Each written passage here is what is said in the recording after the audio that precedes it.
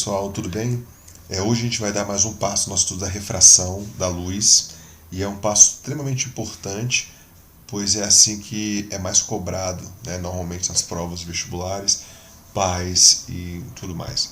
Bom, a refração da luz, só retomando, diz respeito à passagem da luz de um meio para outro, fazendo com que haja uma mudança de velocidade. Essa mudança de velocidade ela pode estar associada ou não a uma mudança de direção de propagação, a um desvio. Esse desvio ele pode ser relacionado diretamente com a velocidade com que a luz se propaga naquele meio, a partir de um índice chamado índice de refração, permitindo avaliar se o meio ele propicia a passagem do raio de luz ou dificulta, tá? Bom, e sendo assim, eu tenho como utilizar meios transparentes, translúcidos, né? Como uma lente. Uma lente transparente, ela permite a passagem do raio de luz. Dependendo da esfericidade de cada face, esse desvio ele pode ser maior ou menor. E aí o desvio dos raios de luz pode gerar o encontro deles, fazendo com que haja formação de imagens. E é aí que está o grande lance. Saber analisar as imagens formadas por uma lente, por exemplo. Tá? Bom, da onde que surgem essas lentes? E vale a pena a gente comentar um pouco sobre a estrutura de uma lente esférica para que a gente possa entender melhor o funcionamento de uma lente. Bom, as lentes esféricas elas podem ter uma face esférica, a outra plana, ou podem ter as duas faces esféricas. Aí vai depender da curvatura dessa face. Se ela tem a curva para fora, como uma face convexa, e o outro lado também ela é biconvexa, né? Se ela tem um lado plano e o outro convexo, plano convexa, ou côncavo convexa. Côncavo, só lembrando, é a curvatura interna, convexa a curvatura externa. Bem como ela pode ser bicôncava, plano côncavo e assim por diante. Bom, esses nomes são cobrados dessa maneira. Qual é o nome dessa lente? Não necessariamente. É muito comum que se descreva dessa maneira. Uma lente biconvexa tem isso, isso e aquilo. Uma lente plano côncavo faz isso, isso e aquilo. Ou seja, você tem que saber do que se trata, não necessariamente decorar nome por nome. Tá? Primeira coisa.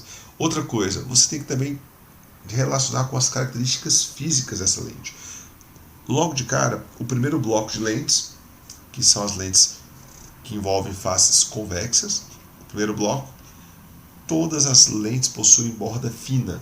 O segundo bloco são lentes de borda grossa. Ou seja, o efeito gerado por todas as lentes de bordas finas são semelhantes. É semelhante. Por quê? Porque as bordas finas são conhecidas como lentes convergentes. As bordas grossas elas vão gerar os mesmos efeitos entre elas. São lentes divergentes. O que vai diferenciar uma lente de borda grossa para outra de borda grossa? A capacidade de divergir os raios, bem como as plano convexa, biconvexa, a capacidade de convergir os raios. Então, cada grupo desses possui características semelhantes com capacidades diferentes. Basicamente é isso. Bom, e aí eu não falo simplesmente de raio para uma lente, como eu falava para um espelho esférico. Por quê? Como a lente é composta por duas faces, cada face pode ser composta ou pode ser originária de uma esfera diferente. Lembra que cada face é uma calota, é uma calota, né? Uma parte de uma casca esférica. Então a origem de cada lado pode ser diferente. Isso quer dizer que eu tenho, na verdade, que analisar de forma genérica. O centro de curvatura ali, ele representa a distância do centro de curvatura até a face, é um raio. Mas, em geral, a gente não vai analisar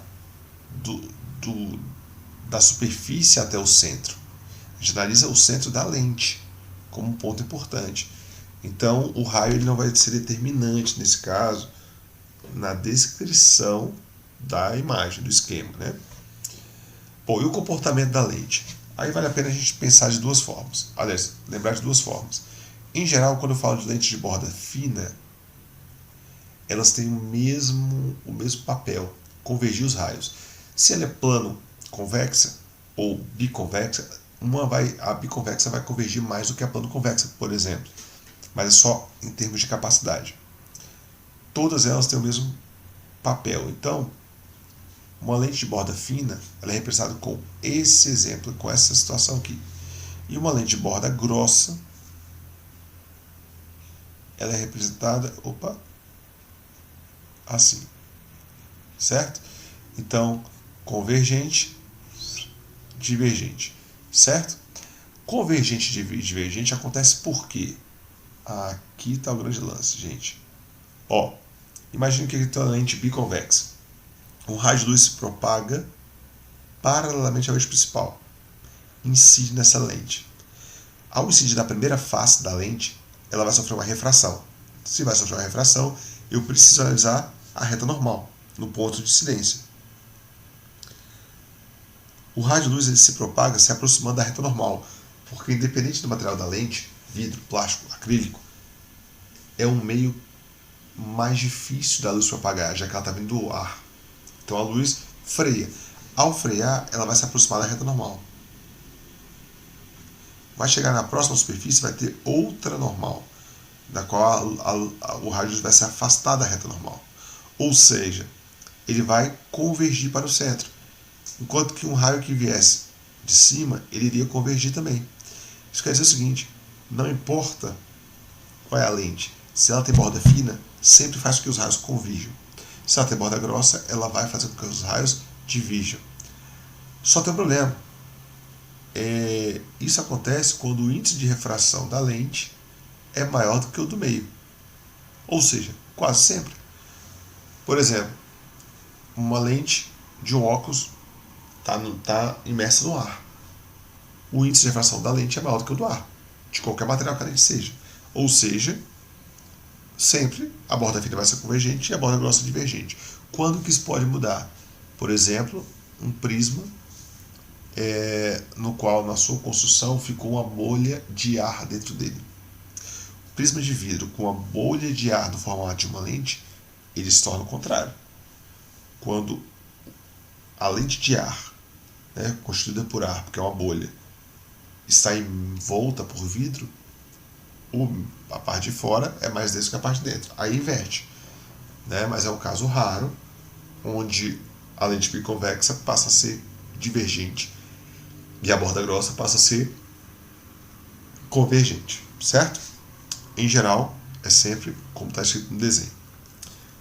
Bom, alguns pontos importantes. Como eu falei, esse símbolo que está colocado aqui, esse símbolo representa uma lente convergente, de borda fina. Convergente. Aqui eu tenho o eixo principal.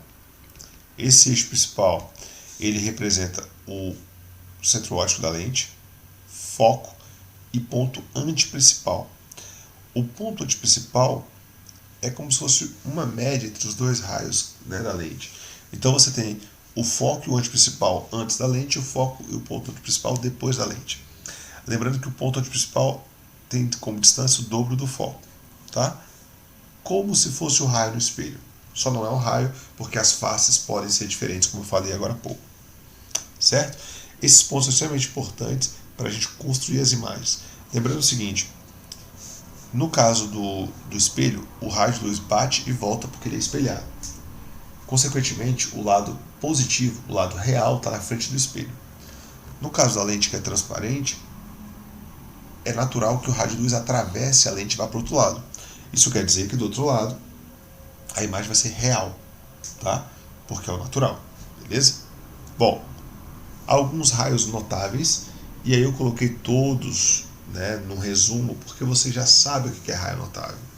E todos os raios notáveis que vocês trabalharam lá nos espelhos são válidos aqui também, bem como as relações matemáticas de Gauss.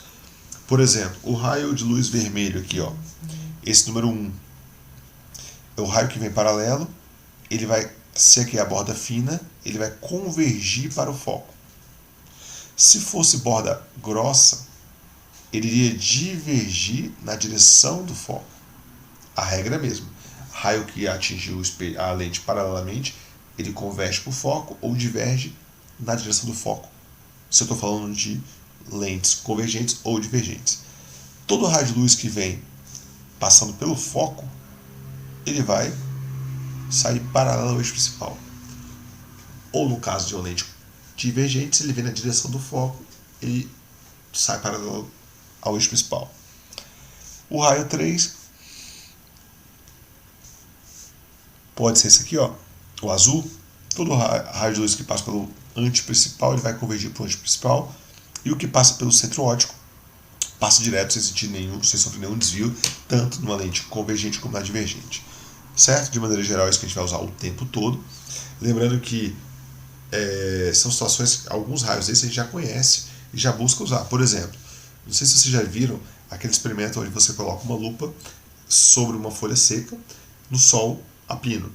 Quando você deixa essa lupa muito tempo sobre a folha, é capaz da folha começar a queimar. Por que isso acontece? Porque os raios do sol estão muito distantes da gente. Então eles atingem a lupa praticamente paralelos ao eixo principal. É o caso do raio 1. Isso quer dizer que os raios que vêm paralelo, eles convergem para o foco.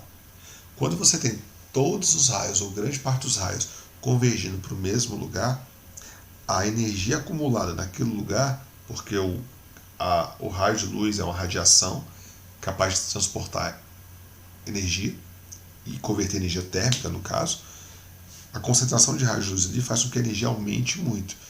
E a energia aumentando muito, absorvida a folhinha seca, faz com que ela queime, certo? Então, de maneira geral, quando você se posiciona no foco, você tem uma absorção maior daquela radiação ao passar pela lente. No caso da convergente, né? Logo, uma lupa a gente vai usar lentes convergentes. Já dei aqui uma dica. Resumidamente, temos aqui uma tirinha que fala assim: para que time você torce? Lente de aumento. Para nenhuma, Bidu. Só quando o sol bate em cima de mim. Aí eu sou Botafogo. Então existia essa referência teórica para você entender melhor essa piadinha. Mas acho que ficou claro, né? Lente de borda fina, convergente, faz com que a concentração dos raios paralelos, converjam para o foco. Tá? Bom, de maneira geral, é isso. Essa parte inicial, eu gostaria de falar para vocês o que é lente, como elas funcionam, como a gente vai analisar os raios de luz. Agora que a gente sabe os pontos importantes, que a gente sabe os raios notáveis, dá para a gente construir imagens. E a construção das imagens convexas é ainda mais interessante e mais conhecida no dia a dia, né? O projetor, ele tem uma lente projetando a imagem na tela. Esse tipo de imagem, gerada por uma lente, pode ser caracterizada, pode ser, né, calculado sua posição, seu tamanho, assim por diante. Certo? Então não percam os próximos encontros, os próximos videoaulas ou videoconferências. Bons estudos para vocês. Sugiro que vocês peguem o SME, tá? Capítulo 8, para analisar a refração em lentes. Bons estudos, pessoal. Encontro vocês no chat.